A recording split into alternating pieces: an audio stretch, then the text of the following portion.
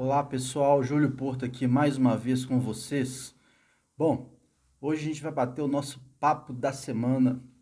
Vou falar um pouco mais sobre os nossos projetos, sobre as nossas intenções, sobre a forma como nós propomos ajudar vocês. Todo mundo sabe que a dependência química ela é uma doença difícil de se tratar e difícil de se conviver, tanto pelo próprio dependente químico, quanto também, ou principalmente até, pelos familiares que ali não são dependentes químicos e vivem com esse dependente em casa, com esse familiar, às vezes é um filho, às vezes uma esposa, né? Um irmão, um pai, até mesmo avós. E aí a doença ela é difícil porque ela afeta na parte social, ela afeta na parte financeira, ela afeta na parte espiritual, ela afeta na parte física, né? Ela afeta, digamos assim, na parte do caráter, porque a pessoa, quando ela entra num grau de dependência pela droga muito elevado, ela começa a mentir, ela começa a manipular, ela começa a negar coisas que são óbvias, ela começa a ter atitudes, às vezes até mesmo de roubo, de ser menos tolerante, de ser agressiva. E isso tudo faz parte, digamos assim, do caráter da pessoa. Então, vai criando uma situação familiar onde viver nessa família, a gente chama, né? Viver nesse contexto, vai se tornando algo cada vez mais impossível de se acontecer, né? E ao mesmo tempo, geralmente, quem mais sofre é aquela pessoa que é responsável maior, que é o provedor ou a mulher que é a responsável por manter tudo dentro de casa, por pagar as contas, né? Muitas vezes é uma mãe, não é mesmo? E isso vai gerando, vai desencadeando outros efeitos na vida das pessoas. É igual o coronavírus agora, gente, né? Coronavírus é uma doença que afeta a saúde, que mata, afeta uma pessoa, mas afetou todo o sistema econômico, familiar, né? Criou uma série de situações. A dependência química talvez seja até muito mais que isso, porque é mais velado, né? A família vive isso somente lá dentro da sua casa e de repente a coisa vai tomando amplitude à medida que a situação, que a doença vai se agravando. E isso reflete de forma muito negativa, principalmente para você que está me ouvindo agora, eu parto do pressuposto, né? Eu acredito que seja uma mãe, uma esposa, ou um homem mesmo, um pai de família, né? Mas eu penso que qualquer classe social, rico, pessoas que moram em comunidades, classe média, hoje em dia a dependência química ela traz sofrimento e ela está em todas as famílias. Mas, como eu sempre digo, eu vejo, até pela minha experiência na área da dependência química, atuando em instituições, em programas diferentes, em abordagens diferentes, mas é a mulher quem sofre, mãe de família, que ela tem que ser mãe e pai ao mesmo tempo, tem que pagar as contas, tem que dar educação, né? E essa mulher, muitas vezes, ela acaba adoecendo. E o nome dessa doença, o primeiro nome que aparece, que gera outras doenças, chama-se codependência. Então, a vida, né, a sua vida, ela passa a ser 24 horas dedicada ou escravizada pela doença do seu parente dependente químico. E aí você vai perdendo os seus sonhos, vai deixando de construir projetos, vai anulando os seus desejos. Então, a gente chama isso de perda de identidade. Então, você vai perdendo a sua identidade porque os seus desejos, seus sonhos, suas ambições, eles vão ficando de lado e você passa a viver em função de salvar aquela vida. Só que ainda tem algo que agrava mais ainda a situação. Você começa a perder o controle e passa a viver como se a outra pessoa ela tivesse dependente de você mais ainda do que o real da doença faz com que ela dependa. Você começa a querer mandar na vida dessa pessoa, a administrá-la em todos os aspectos. E você acostuma tanto com esse sofrimento que muitas vezes, diante dessa atitude, desse costume que a gente chama de contingência, você agir assim, você acaba sem querer fazendo mais mal ainda para o dependente químico, porque ele vai também perdendo a sua identidade à medida que ele só manda nele mesmo na hora que ele está usando a droga. Quando ele está sem o uso, você está lá tentando, para ajudar, mandar nele, tomar conta da vida dele em todos os aspectos. E mais algo pior, você acostuma tanto com essa forma que você pensa que está fazendo o bem, é de forma inocente que você faz esse mal, que você acaba agindo também com as suas relações com outras pessoas, com seu esposo, sua esposa, com seus colegas de trabalho, você começa a querer adivinhar o que eles estão pensando, você começa a querer tudo para eles. Então você começa a viver em função das pessoas e muitas vezes até tendo atitudes que não agradam, que desagradam as pessoas. E aí, eu gosto muito de entrar na parte da minha vivência. Eu gosto muito de entrar na parte da minha adolescência, quando eu comecei a usar drogas de uma forma, foi dos 14 aos 19 anos, e aí eu percebi, né, que a minha mãe já sofria com o meu pai por causa do alcoolismo dele, pessoa maravilhosa, meu pai faleceu, eu aprendi muita coisa com ele, sou grato a ele, mas a minha mãe se tornou codependente e talvez eu usando droga por qualquer motivo que seja, a minha mãe passou também a controlar minha vida de tal forma que ela foi adoecendo e eu adoecendo também. E depois, por questões, né, que eu já falei, um dia eu posso vir a falar de novo aqui com vocês, eu parei de usar droga. Hoje minha mãe está bem, graças a Deus, né? Mas enfim, ela também ficou codependente. E aí a gente vai somando essas coisas, vai somando essas experiências, vai vivenciando isso, até na vida profissional, e vai montando estratégias para ajudar as pessoas que têm dependentes químicos na família.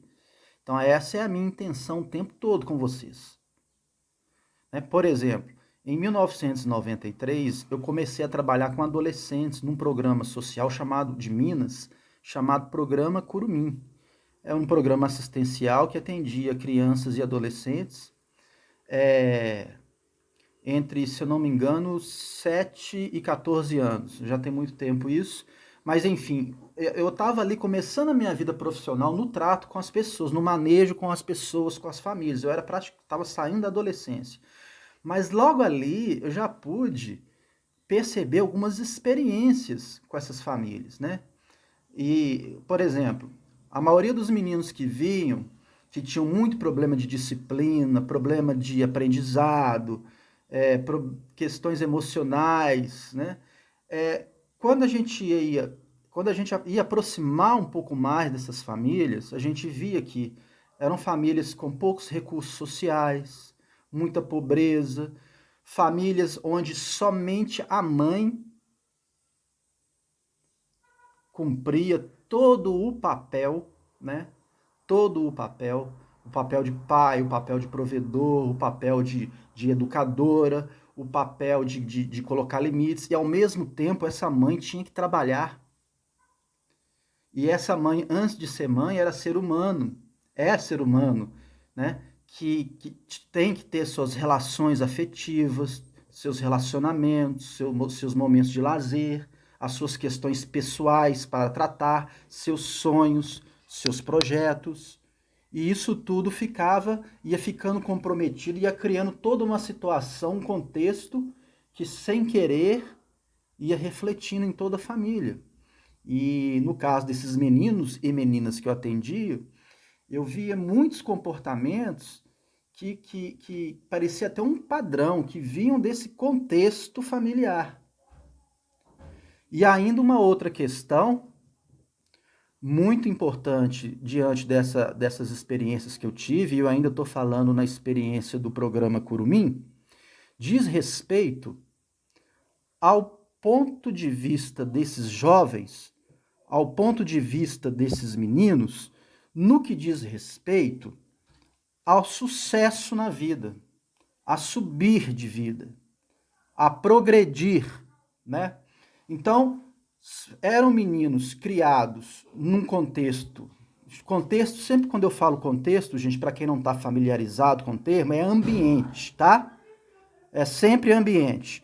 Então, esses meninos, eles iam sendo criados num ambiente fragilizado, num ambiente com muita pobreza, e essas mães abandonadas pelos pais tinham que fazer tudo e eles só viam sucesso e motivo para crescer na vida nos filmes, porque na vida real era só enxergar a mãe correndo atrás do pão todos os dias.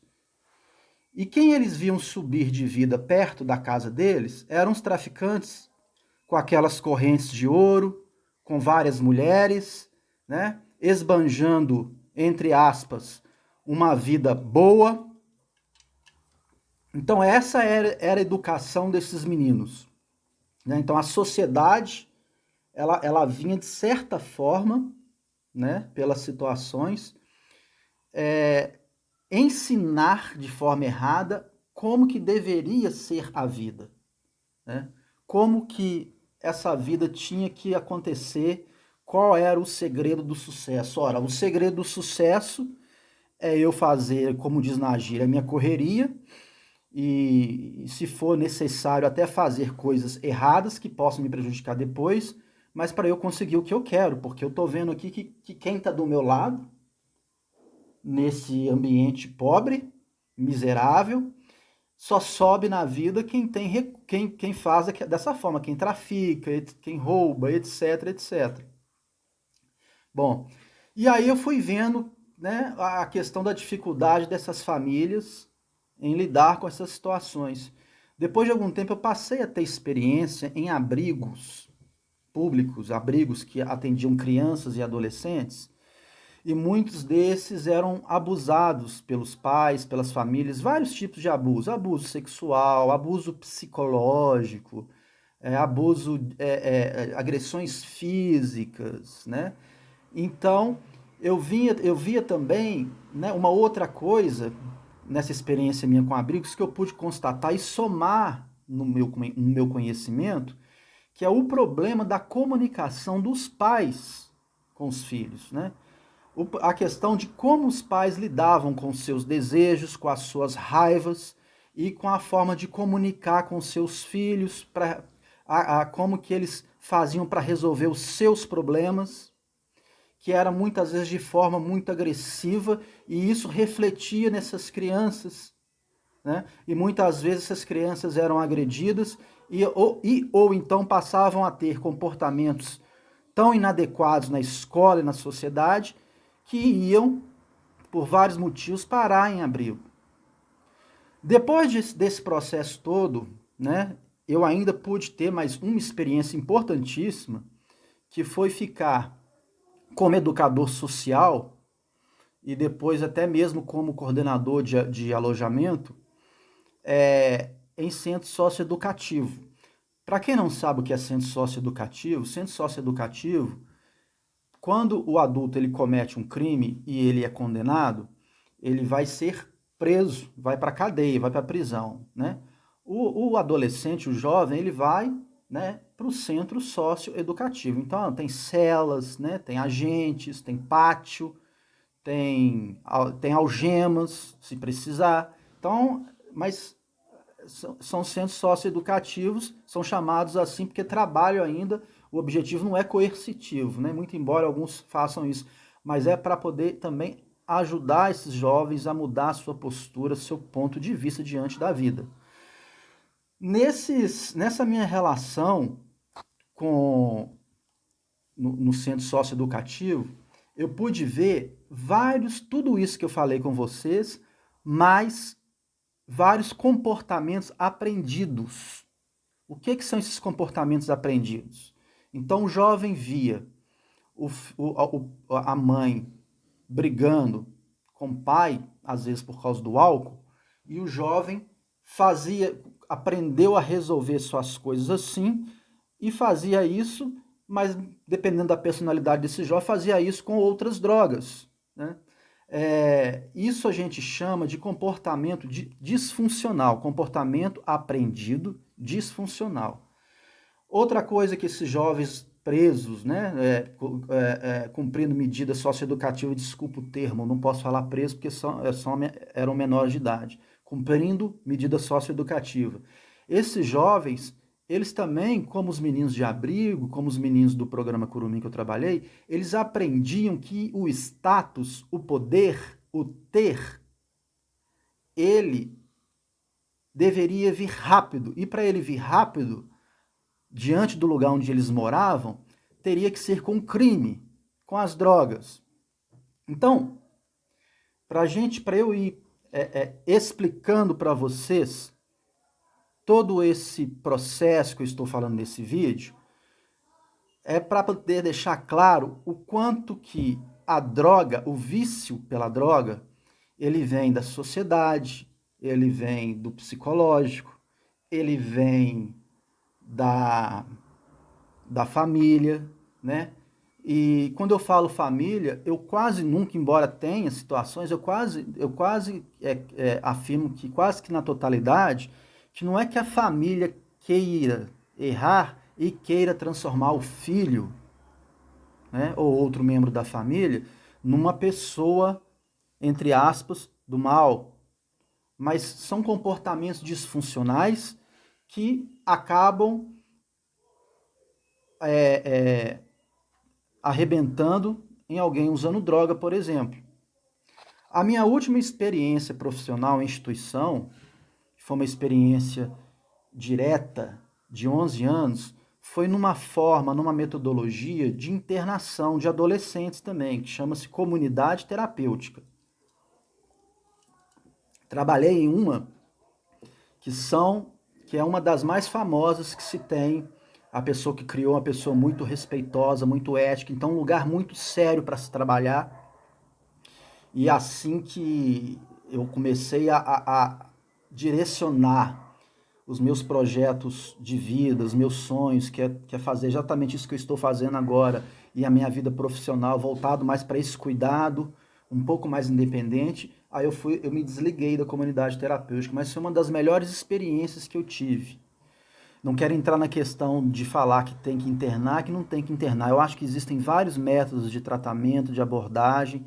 Existem locais que internam, que são como se fossem hospícios, e existem locais que não. Então eu não estou defendendo, eu estou falando de uma experiência que eu tive em relação às famílias.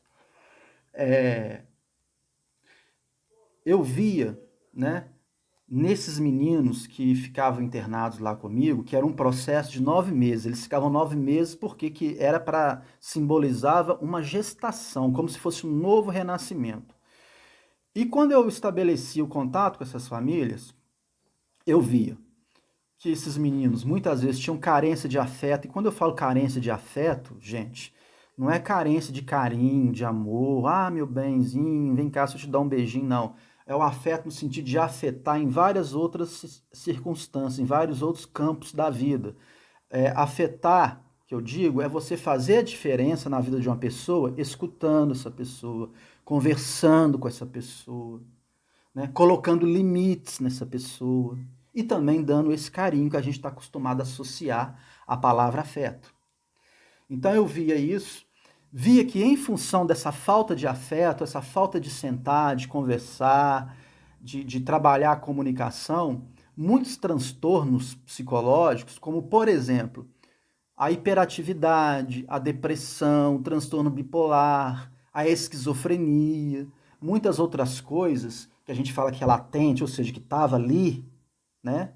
que poderia ser tratada com mais eficácia, essas famílias, pela forma deles lidarem, se relacionarem com seus familiares, eles não enxergavam que tinha alguma coisa errada em relação a isso. Eu tinha um professor na supervisão, em psicologia comportamental e cognitiva, que ele brincava e falava assim, que a pessoa tem um batido diferente. Então, esses familiares não viam esse batido diferente, né? E aí essas doenças iam levando a pessoa, consumindo a pessoa, muitas vezes até o ponto dela encontrar a droga e ali se anestesiar por esse sofrimento que nem ela e nem a família sabia explicar por que se comportava assim e por aí vai. Então, a carência de afeto que resultava na não identificação de transtornos, né? A, a comunicação disfuncional, coisa que eu sempre defendo, que é a comunicação não violenta, que é o diálogo onde você aprende a ouvir, aprende a reivindicar, aprende a educar o seu filho, seu marido, seu irmão, sua irmã, mas sem julgamento, né? Então, assim, eram famílias que chamavam o filho ou o marido de, ô desgraça, vai tomar naquele lugar, ah, não sei o que que tem, ah, você é porco, você é preguiçoso. Então, quando você vai corrigir uma pessoa assim, seja seu marido, seja sua esposa, seja o seu filho, você já está, na verdade, você não está conseguindo o que você quer, que é educar. Você está afrontando, provocando a ira e fazendo com que essa pessoa se rebele mais ainda. Então, aí eu volto naquela palavrinha que alguns de vocês podem não estarem acostumados ainda, mas vão se acostumar comigo, que é o que eu chamo de família disfuncional, ou comportamento disfuncional ou desadaptativo, ou seja, que não é adaptável para uma família saudável. Então eu via muito esse problema de comunicação. Então, às vezes, a família não sentava para conversar, para corrigir, e quando a coisa chegava num ponto que não dava mais para ficar sem conversar, era comunicação violenta. Usando todas essas palavras e muito mais outras que eu não vou falar aqui nesse vídeo. Então, outro ponto que eu fui juntando para fornecer uma ajuda para você que está sofrendo com seu familiar dependente de droga é bem nesse sentido, né? Uma outra coisa que eu observei nessa minha jornada na comunidade terapêutica e também um pouco nessas outras minhas experiências do passado, e me lembrando aqui o período que eu dei aula também em escola pública, nas reuniões de pais, eu pude identificar muita coisa. Eu também sou professor de história e eu já dei aula na periferia de Belo Horizonte durante um tempo. Também pude colher alguns frutos com isso, de aprendizado. Mas uma outra coisa que muito carente nas famílias é a hierarquia. Vocês sabem o que é hierarquia? Hierarquia é quando os papéis dentro da família, eles são divididos. Então o filho sabe, o marido sabe até onde que vai o seu limite, com a conversa, com a discussão, com o poder fazer, até onde ele vai com aquilo que lhe dá prazer, mas não vai magoar o outro ou a outra. O respeito, né? Até que ponto eu posso ir para que, se eu quiser ultrapassar, eu tenho que pedir para o meu familiar. Então, isso é hierarquia. A gente fala isso também quando a gente estuda psicologia comportamental cognitiva, que são papéis não definidos. Então, quando você assiste um filme ou assiste uma novela, o diretor, as pessoas se reúnem lá e cada ator, cada atriz tem o seu papel ali para desempenhar para que aquela novela tenha começo, meio e fim, né? A família, ela não é um conto de fadas, ela não é uma crônica, ela não é uma novela, mas ela também tem que ter os papéis familiares definidos. Por quê? Porque a vida exige isso da gente.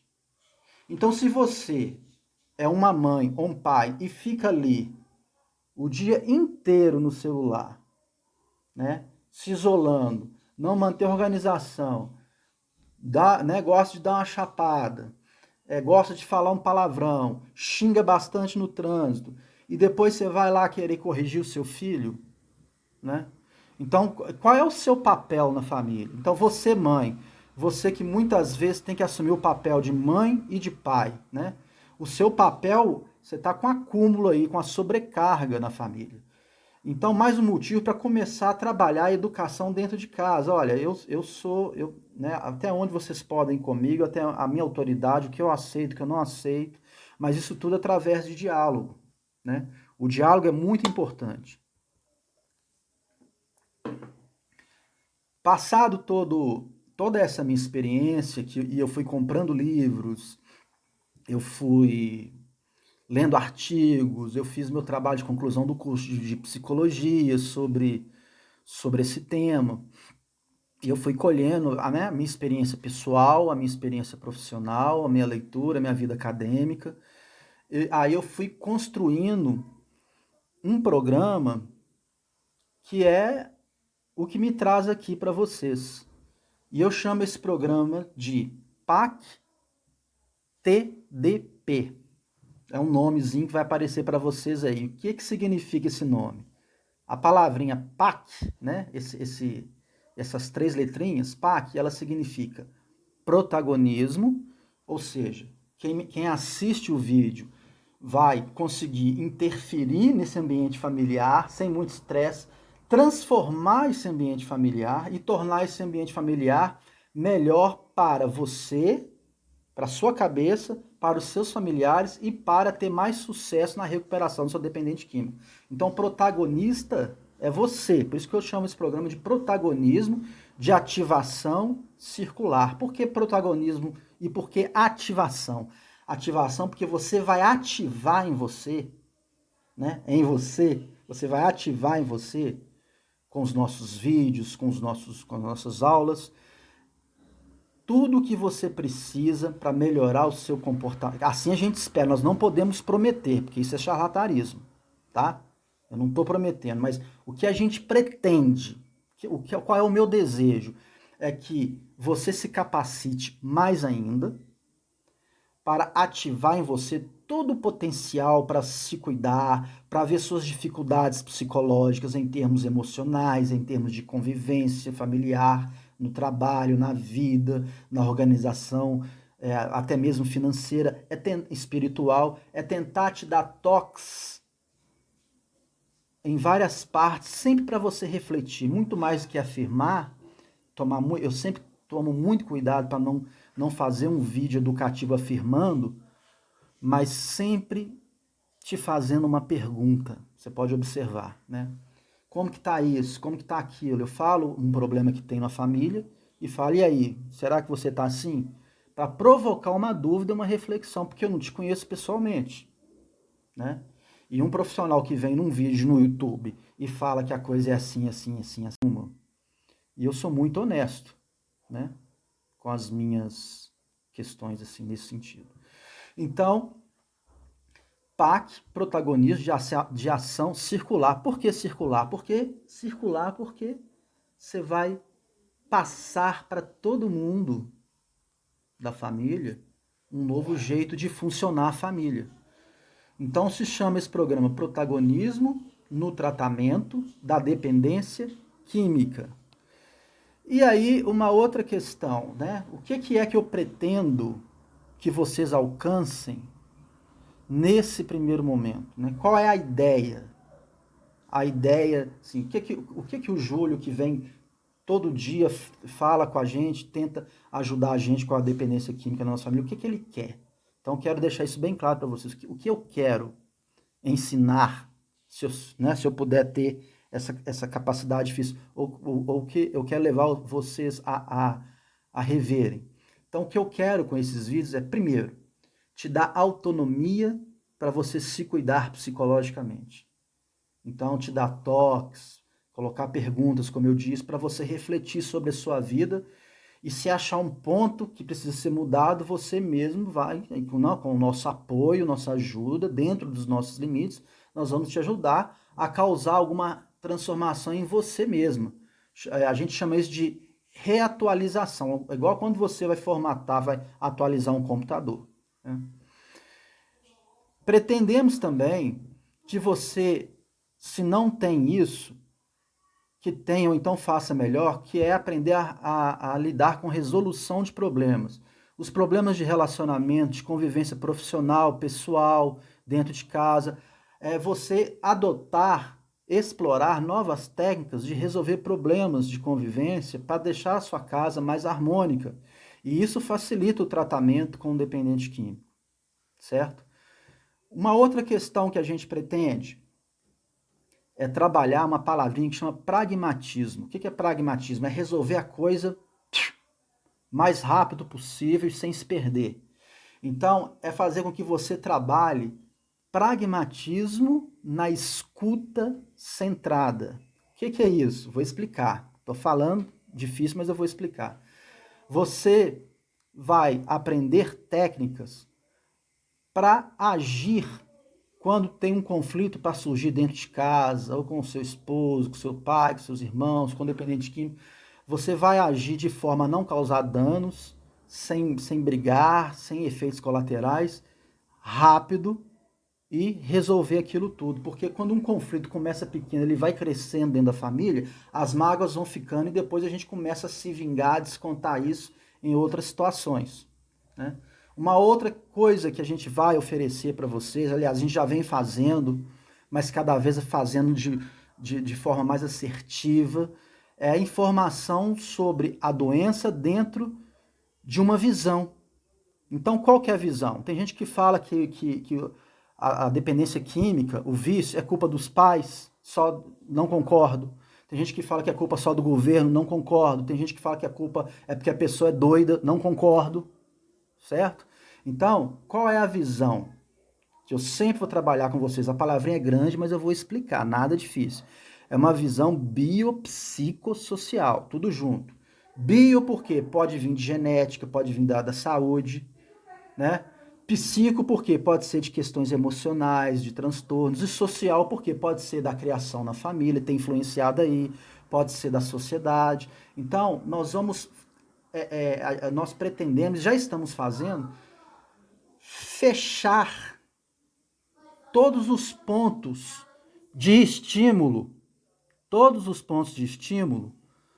nessas relações que podem servir de gatilho para a pessoa ter começado a usar droga e ter se viciado nela.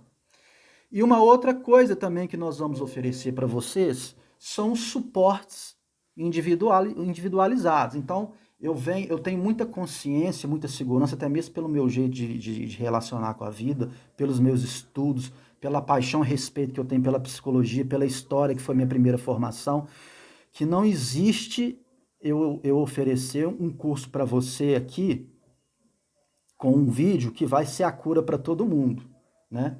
Eu não vou fazer isso. Não é a minha intenção, né? Mas esses vídeos que eu posto são para fazer vocês refletirem. Então, se 1000 pessoas assistirem esse vídeo meu, dessas mil, algumas vão aprender muito com as coisas que eu falei, outras vão falar que 2 pontos que eu peguei eles precisam mudar e vão mudar e vai dar certo, outras talvez nenhum, porque não é o caso, né? Mas o meu conhecimento me leva a crer que vai ajudar muito. E o suporte individualizado vão ser os nossos diálogos nos meios de mídia, que a gente vai estabelecer de forma mais individualizada, mais pessoal, porque aí a gente vai tomar conhecimento do processo de identidade, de cultura, de comportamento da sua família e vai poder te sugerir coisas mais assertivas. Essa é a intenção. Mas para isso, né, a gente precisa, eu preciso, tem 2 pessoas maravilhosas que estão comprometidas muito com essa causa, que estão ajudando com esse suporte, com essas filmagens. O que a gente precisa, né? A gente precisa que você comente, a gente precisa que você compartilhe, que você dê um joia, porque isso faz com que as pessoas vejam mais. E quanto mais pessoas assistirem ao vídeo, mais eu vou ficar satisfeito porque está ajudando, mais eu vou ser cobrado e mais eu vou ter que me reatualizar e me capacitar cada vez mais. Então, assim, eu sou educador social, sou graduado em psicologia, sou historiador, sou professor de história, coordenador terapêutico, como eu falei com vocês, palestrante. Estou falando isso é justamente o contrário de querer me envaidecer, mas é para dizer que isso ainda não é o suficiente, mas é muito para poder ajudar vocês. Mas à medida em que vocês vão interagindo comigo, à medida em que vocês vão perguntando, vão falando que tá legal, ou até mesmo até criticando, Júlio, melhora nisso, melhora naquilo, eu vou ter que estudar mais, mais, e participar de congressos, de reuniões, etc. E eu vou sentir mais capacitado ainda, mais feliz e mais motivado em ajudar vocês. Essa questão da droga, na minha opinião, ela é uma das piores coisas que a humanidade já experimentou. Pior do que pestes, né? Agora, ela é sintoma, não sei, é sintoma do capitalismo, é sintoma da sociedade, é sintoma de relações familiares disfuncionais, não sei lá, mas eu sei que é um sintoma de algo que acabou fazendo com que a pessoa chegasse a esse ponto. Mas ainda assim, é um sintoma horrível, né? É um sintoma horrível. Você ter que recorrer a substâncias psicoativas, substâncias que alteram o seu humor, para anestesiar coisas na sua vida que você não dá conta, é muito ruim. E eu quero ajudar vocês a entenderem isso, e a entenderem isso olhando para o dependente químico da sua família. Essa é a ideia. Né? E eu acredito muito, eu tive muito, quando eu comecei a ter uma visão de abordagem com família, quando eu iniciei, né, em algum momento da minha experiência profissional, eu pude ver o tanto de resultado positivo que foram aparecendo. Então, tem instituições aí que têm metodologias maravilhosas de tratamento, né? A pessoa fica lá, tem todo o recurso, tem psicólogo, tem neurologista, tem psiquiatra, tem religioso, tem isso, tem aquilo, tem um tanto de coisa que todo mundo em algum momento pode precisar ter na vida para sua formação. Beleza, isso é bom, não estou criticando. Mas essa pessoa, ela volta para a família. E a família também está adoecida. A dependência química, ela é também um sintoma da dinâmica familiar. Então eu quero fidelizar vocês, eu quero que vocês confiem no meu trabalho, nas minhas palavras, porque eu acredito muito que vocês não vão se decepcionar, não vão se iludir, mas eu quero sentir esse calor, eu quero sentir essa interação com vocês. Vocês são muito importantes para mim, porque eu vivi isso e eu vivo em função, né? Acho que pelo trauma que eu passei, pelo que eu fiz a minha família sofrer, o que eu mais quero é trabalhar a libertação das drogas. Mas para isso, eu tenho que ter o apoio familiar. Porque a minha forma de abordar, a minha ideia é justamente fazer com que você seja o terapeuta, ou como dizia hoje, o coaching, né? Que é aquela pessoa que dá suporte, que ajuda. Você vai ser a coaching familiar do seu dependente químico, né? Começando a transformação por você, melhorando sua forma de lidar, de ver as coisas da vida, de lidar com as emoções, de lidar com as relações e contaminando as outras pessoas de forma positiva e fazendo indiretamente que a pessoa que usa a droga da sua casa, ela comece a sentir o ambiente familiar diferenciado. E aí você vai ver como que você vai conseguir operar coisas maravilhosas na sua família em direção à recuperação da dependência química e da saúde mental e emocional da sua família. Conto com você. A gente está no Instagram, no Facebook, no YouTube e eu sempre espero interação. Eu respondo todas. Muitas vezes eu não respondo no mesmo dia, mas eu faço questão, isso é prioridade para mim, de responder, de orientar com muito carinho, com muito amor, com muita dedicação. Se você me fizer uma pergunta, pode ter certeza que se eu não estiver muito seguro para responder, eu vou me capacitar, né? Me capacitar mais para poder te dar orientação. Porque eu levo isso muito a sério, né? Eu não quero ver família sofrendo. Família, para mim, é o que há de mais importante numa sociedade, é a família. Por isso é que eu quero, né, que eu quero trabalhar esse projeto para buscar a cura da dependência química, sempre pela família. sempre contando com vocês. Porque aí vocês se curam também de muita coisa, tá bom? Então não esqueçam de dar um like, de falar obrigado e fiquem com Deus. Até mais.